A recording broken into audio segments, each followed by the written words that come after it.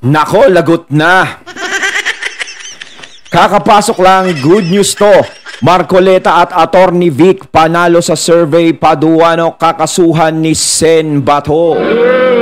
Ayan, syempre itong balitang ating matutunghayan ngayon ay nagbula kay Malacanang Watch 2024. At ito po ang inyong lingkod na si BT na magbibigay ng reaksyon at komento dito sa video na ating matutunghayan ngayon.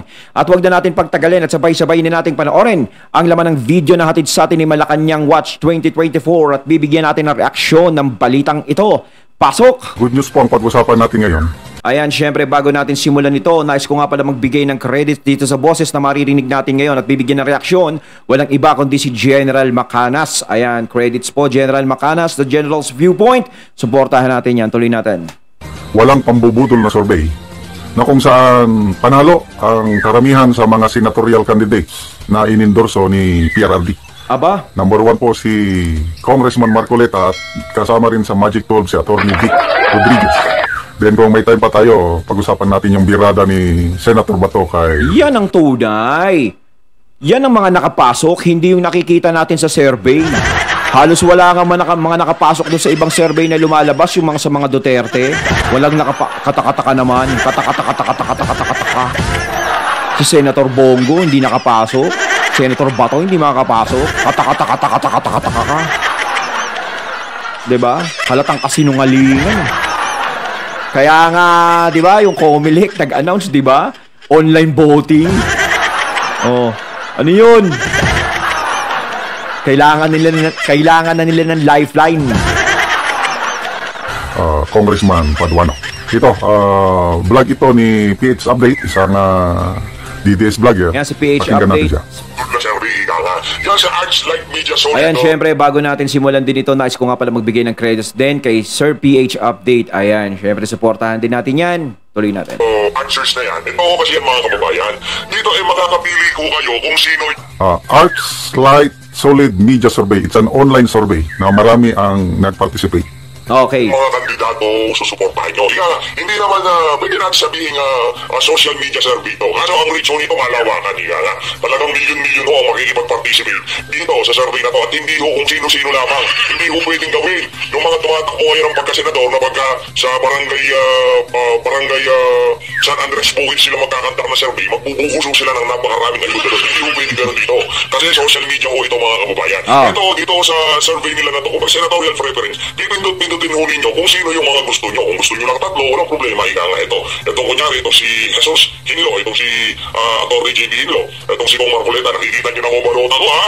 Pwede nyo kong kopyahin. Sa lahat ng pwede kopyahin, yung balota na yan, pwede nyo kopyahin. Itong si Dr. Mata, biboto din mo natin yan. Itong si Doc William, kasama ho yan. Itong si Pastor. Siyempre si Pastor Apollo Gibuli, di mawawala yan. Itong si Atty. Vic Paduano. Ay, ako din. Kung basta ako, alam ko na kung sino ang iboboto ko. At syempre, alam nyo mga katunay ko sino naman talaga ang iboboto ko. Di ba yung mga iboboto ko, senador?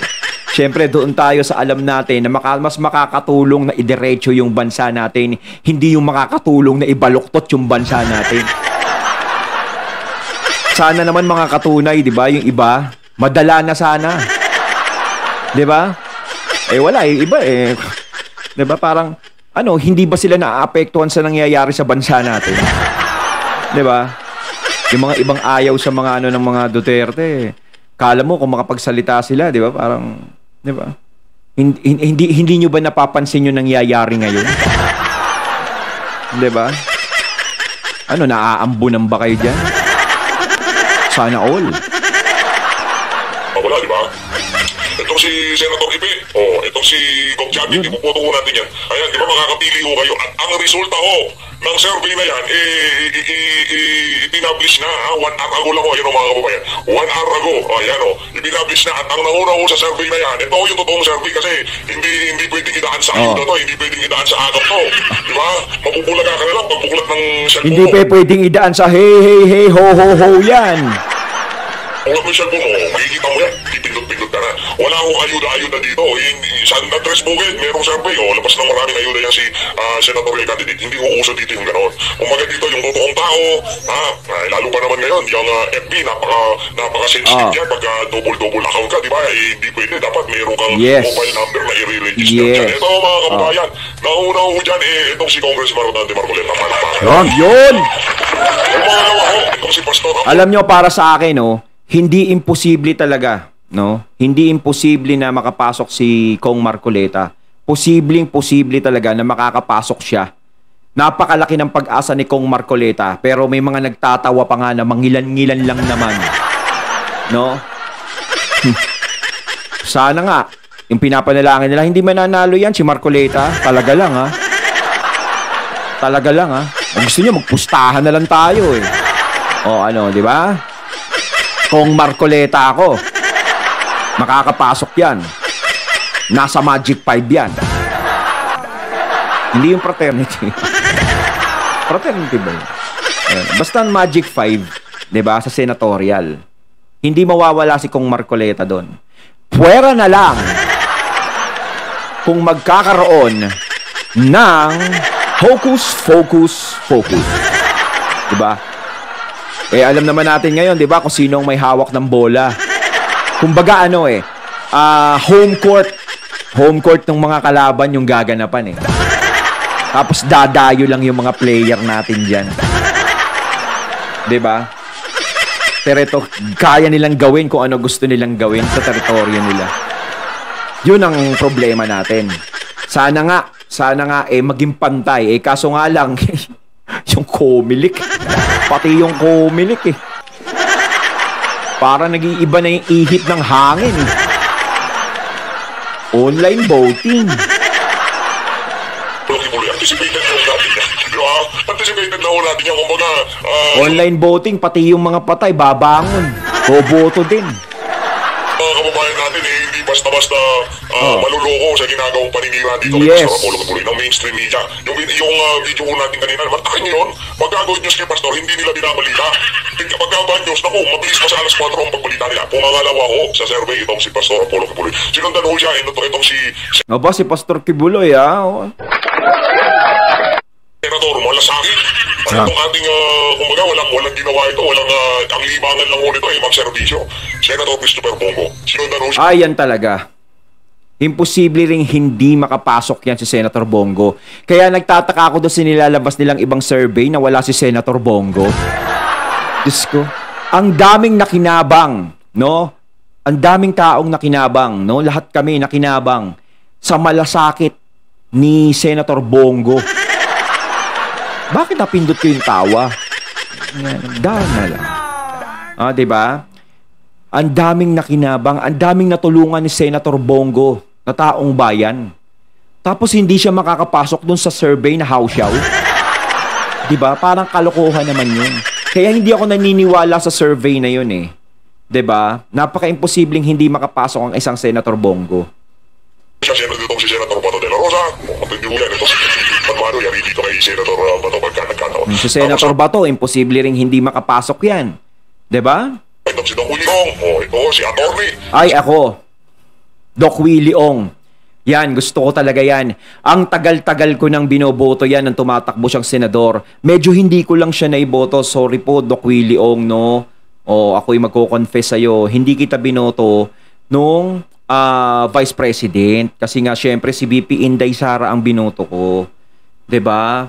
Pero sa akin talaga, sa puso ko, kung ikaw tatakbo ka talagang senador, Doc Willie Ong, talagang lagi kitang binoboto. Hindi kita, hindi ko siya tinatanggal sa listahan ko. Kasi para sa akin, ang laki ding serbisyo ang ginagawa ni Doc Willie Ong sa mga online, sa sa YouTube niya, sa channel niya, yung sa mga health tips niya na ibinibigay sa taong bayan. Ang laki nang naitutulong niya. Kailangan din natin ng isang Doc Willie Ong. 'Di ba? Lalong-lalo na sa kalusugan natin, malaki yung maitutulong niya, malaki yung magagampanan niya diyan sa Senado. Jimmy Bondo kaya, Atty. Jimmy Bondo kaya. Tapos siyempre ang ating isa pa sa Si Jimmy Bondo, 'di ba? Ano ba yung Let Me Be the One? Siya ba yun? 'Di ba? Pag nanalo si Jimmy Bondo, kay di may singer na sa Senado. Pag nakulitan si Jimmy Bondok sa kamera, kakantahan lang kayo niya ng Let me be the one to hold it up, 'cause we don't make excuses. Di ba? We don't love the one and love and love and it's si Atty. Vic Rodriguez. Ayan. Itong si Dr. Mata, si Gov Chavit. Ayan, si Atty. Vic Rodriguez yan. Gusto ko talagang makapasok din yan si Atty. Vic. Ayan, si Doc Mata, medyo hindi ko kailan. Pero mas maganda, may doktor din, no? Doc Mata, si Chavit Singson. Ayan, ha? Big time to, si Sir Chavit. Sir, namimigay ng 100,000. Ano nga panood ko? Sir, baka meron naman tayo dyan. Pamasko lang, Sir Chavit.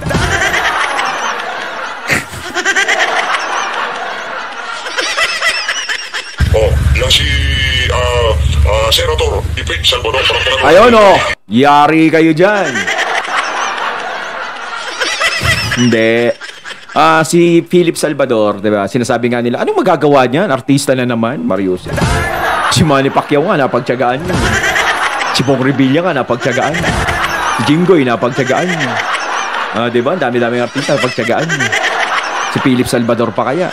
Siyempre matututo 'yan. Ang importante, alam natin kung kanino siya nakapanig, malaki ang magagampanan niyan ni Philip Salvador, 'di ba? Meron kaming Philip Salvador. Paupa ko kayo dyan kay Philip. Ano, Sir Philip? Huwag nyo na mapansinin yung mga number 11. Balik nyo na lang, itong si... Number 11, si Willie Revillani. Atty. J.B. Hinlo. Tapos itong si Atty. Lambino. Nandito sa baba. O ano ba yan? Ba't nandito sa baba? Dapat nandito sa pang 11. Itong si Atty. Raul Lambino. Naku, parang sumobra pala tayo dito, no? O, so tatanggalin natin dito si... Sorry. So, dito, sa survey na ito, social media survey, maraming pasok sa Magic 12 na ini-endorso ni PRRD. Social media, ibig sabihin yan, taong bayan talaga yan. Yung mga nasa social media yan. Nakikita natin kung sino yung pasok. Ba? Kabaliktaran yung DZRH o Manila Broadcasting Company na latest survey. Ang nakapasok lang sa ini-endorso ni PRRD si Senator Bato de la Rosa lang. Kaya nga sinasabi ko kalokohan lang yung survey na yun 'Di ba? Yung mga alam natin na talagang may prinsipyo, yung talagang alam natin si Kong Marcoleta, napaka-imposible talagang hindi makapasok yan. Kapag hindi mo nakikita yan sa mga Magic 12 ng senatorial yan, wala. Fake yan. Pero ang tingin ko, sa 2025, baka magdelikado pa kasi, 'di ba? Alam naman natin hawak nila, home court nila 'Di ba? Pero ipagpasa-adjust na lang natin lahat 'yan. No, hindi tayo pababayaan ng nasa taas niyan, mga katunay. Kapit lang tayo. No, basta kung sino ang gusto nating iboto natin yung alam nating makakatulong sa bayan natin.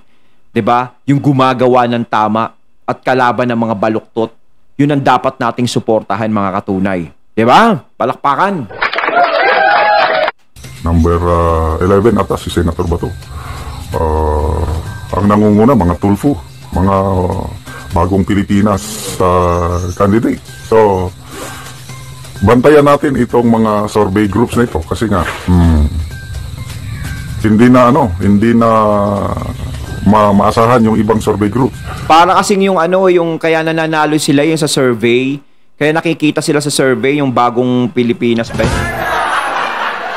Kasi parang yung parang pinapakita nila sa tao na ito yung number 1, mga number, ito yung mga nakakapasok, ito na lang yung iboto nyo. Parang ganon, di ba? Kaya hindi masyado kailangan maibalita yung mga nasa side ng mga Duterte na tumatakbo.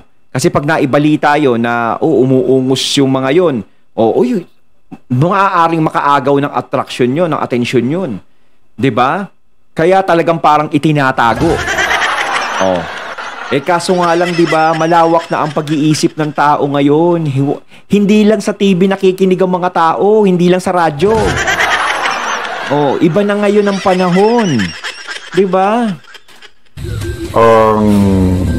Gustong-gusto kong survey group yung Publicos Asia. Pinaka-latest na survey ng Publicos Asia, pinakamataas na approval and trust rating si VP Sara pa rin. Yes. Among the top 5 government officials.